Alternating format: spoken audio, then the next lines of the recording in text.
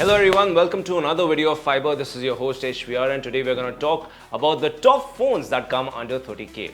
Now a lot of people focus on the sub 30k category to get a worthy, durable and a great performing smartphone. So here are the top phones that you should be looking out for if you're looking to buy under 30,000 rupees. First up is the Samsung Galaxy A26. Now if you talk about the exterior build of the phone, it is pretty solid thanks to the Gorilla Glass which is situated on the front and the back. The IP67 rating makes it tougher against dust and water. So if your phone accidentally falls into the pool while you're scrolling through the feeds this summer and you get it back on time, it will all be well. The interesting thing about the phone is its display. Now why would I say that? Because the A26 has an AMOLED screen with 120Hz refresh rate. Now the A26's display size is slightly bigger than the previous model at 6.7 inches, whereas on the other hand, the A25 measures about 6.5 inches. This is a full HD display. Now let's talk about the operating system which makes it function. The A26 has graduated to Android 15 with up to 6 major Android upgrades, One UI 7 being the custom user interface.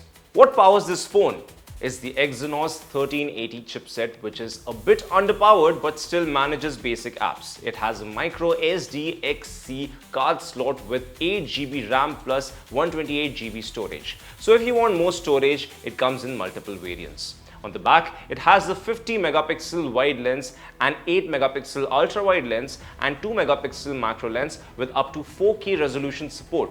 Now this is a very good option for content creators. And what about capturing how pretty you look? You can say cheese to the 13 megapixel wide lens camera. The 5000 mAh battery should be enough for you to get through the day.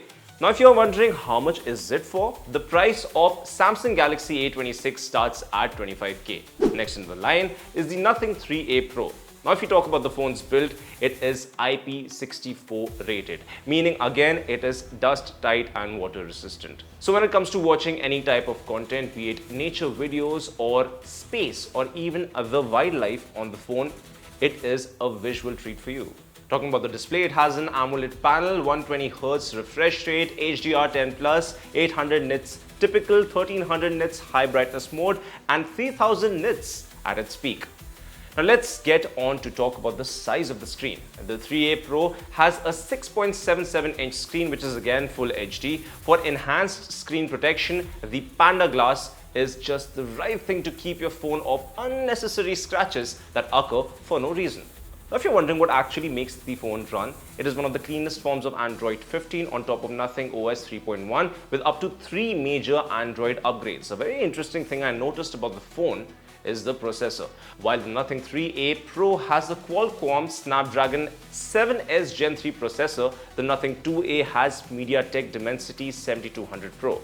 Since there's no expandable storage, you only get two options, 8 plus 128 and 12 plus 256. What is even more interesting about the camera is the 50 megapixel wide lens. On top of that, the phone has a 50 megapixel periscope, telephoto and 8 megapixel ultra wide lens. The phone is even good for photography and you can check out the samples in our review. The selfie camera actually has a 50 megapixel wide lens. Again, for samples, check out our review. With a big 5000 mAh battery, you can actually get the 3A Pro online at Rs 29,999. Next up is the OnePlus Note 4. If you talk about the phone's build, it has a glass front, aluminum back and aluminum frame. Another rough and tough phone that is dust tight and water resistant with an IP65 rating. The display actually has an AMOLED 120Hz screen with 2150 nits peak brightness, which actually makes the display ideal for both indoor and outdoor use. Talking about the size of the screen, the 6.74-inch FHD Plus display is good for content consumptions and gaming, whichever you like. We really like the Oxygen OS 15 experience as it's clean with almost no bloat.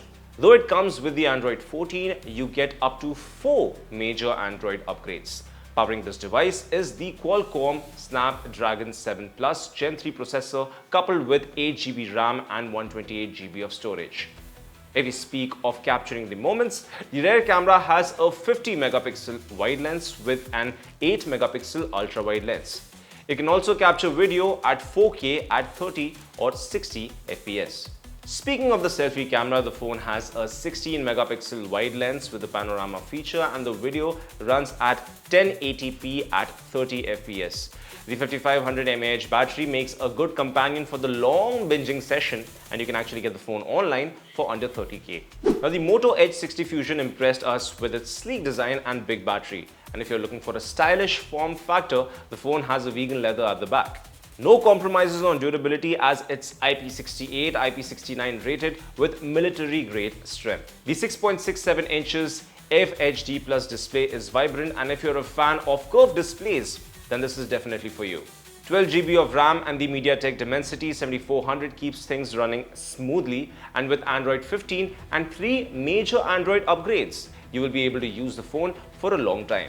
Now, on the back is the 50 megapixel primary sensor with a 13 megapixel ultra-wide lens. For selfies, you get a 32 megapixel camera. It's actually a good setup for photography and a little extra. The 5500 mAh battery pack will actually give you an all-day battery for sure.